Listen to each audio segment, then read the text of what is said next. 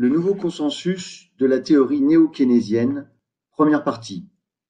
La théorie dite néo-keynésienne s'est développée dans les années 1980 en réaction à la nouvelle économie classique qui avait elle-même émergé dans les années 1970 comme une réaction contre la théorie keynésienne. En réaction à la seconde synthèse, dans les années 1970, s'est développé un courant minoritaire mais très agressif sur le plan politique dont l'influence fut considérable. La nouvelle économie classique, appelée aussi la NEC, N-E-C. Quelques grands noms de la NEC, Robert Lucas, Finn Kydland, Edward Prescott, Robert Barrow et bien d'autres. Les objectifs politiques sont à peu près les mêmes que ceux des monétaristes et du courant du public choice, mais les outils diffèrent. Avec les anticipations rationnelles, l'équivalence ricardienne, la théorie des cycles réels et la critique de Lucas, la NEC va fabriquer de nouveaux modèles macroéconomiques néoclassiques d'équilibre général où prime la technicité formelle, le modèle.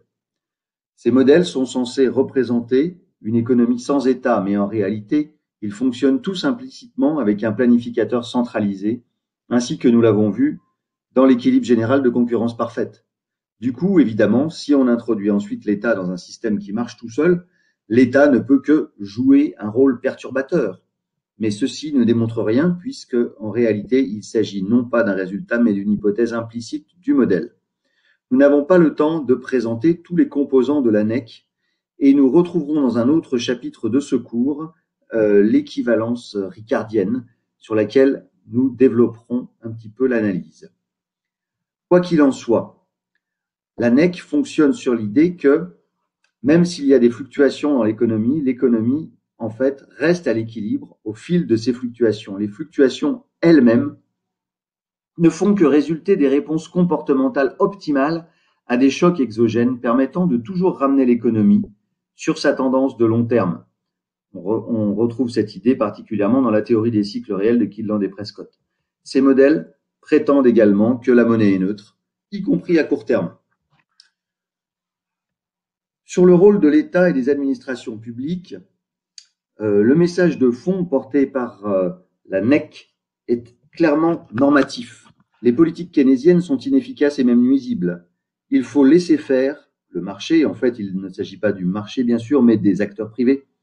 L'État doit être réduit au minimum, c'est-à-dire à ses fonctions régaliennes. La politique monétaire doit être sortie du contrôle du gouvernement par des statuts lui conférant une indépendance vis-à-vis de tout contrôle démocratique et des règles strictes à suivre, etc. Bref, sur le plan politique, il s'agit sans conteste d'un ultralibéralisme. Sur le plan théorique, la NEC a donné lieu à un renouvellement important du mainstream, avec un retour de la théorie de l'équilibre général sur le devant de la scène, mais sous la forme d'une nouvelle génération de modèles, de nouveaux outils et de nouvelles techniques que vous verrez dans d'autres cours, notamment en L3. Venons-en maintenant aux néo-keynésiens. En réaction à l'extrémisme politique de la NEC porté par Lucas, Barrow et la théorie des cycles réels de Kydland et Prescott, la nouvelle synthèse néoclassique de la théorie keynésienne, appelée le plus souvent théorie néo-keynésienne ou seconde synthèse, a emprunté les outils de la NEC tout en édulcorant son message politique. Quelques grands noms de la théorie néo-keynésienne: Olivier Blanchard, Stanley Fischer, Joseph Stiglitz, Paul Krugman et bien d'autres. Ce courant a fait émerger dans les années 80 un nouveau consensus où l'économie est un peu keynésienne à court terme et néoclassique à long terme, d'où l'idée que les effets d'éviction seraient à présent un peu partout et seraient plus ou moins forts selon les circonstances. On en trouve l'expression canonique dans le manuel de Blanchard et Fischer. Pour faire simple, les néo-keynésiens empruntent les nouveaux outils néoclassiques forgés par la NEC et introduisent des imperfections dans les hypothèses initiales de la NEC. Ceci donne des trajectoires de court terme différentes de celles présentées par la NEC, et les auteurs en concluent qu'une intervention qualifiée de keynésienne est toujours requise à court terme. Mais cette intervention doit être très mesurée et n'est acceptable que dans les limites précises, sinon les fameux effets d'éviction apparaissent et ceci est supposé néfaste pour l'économie. La base de ces modèles est toujours l'équilibre général, mais ils sont rendus dynamiques et amendés de manière à intégrer des imperfections.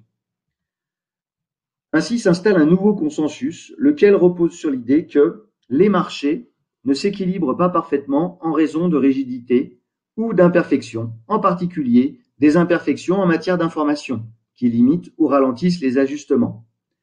Par exemple, si les salaires et les prix ne sont pas parfaitement flexibles, alors le marché ne peut pas générer instantanément les prix qui vont égaliser les quantités offertes et demandées. Le salaire minimum est un exemple hachis-rabâché de rigidité salariale. Plus largement, ce courant évoque le droit du travail comme une forme de rigidité réelle, ou pas nominale, mais réelle ou institutionnelle. Remarque, ceci n'est bien sûr pas très keynésien, puisque en réalité, bien que cette approche se réclame en partie de Keynes, elle lui attribue incorrectement l'idée que la rigidité salariale serait la cause du sous-emploi. Mais c'est oublié un peu vite que dans le chapitre 19 de la théorie générale, Keynes montre que la flexibilité parfaite des salaires ne saurait répondre au sous-emploi. Bref, revenons-en à la théorie néo-keynésienne. Les imperfections sur tous les marchés donneraient lieu à des rationnements et certains travailleurs ne trouvent pas d'emploi au salaire courant. Certaines entreprises stockent davantage que ce qu'elles voudraient au prix courant et certains emprunteurs ne parviennent pas à accéder au crédit, au taux d'intérêt courant, même quand les taux sont bas.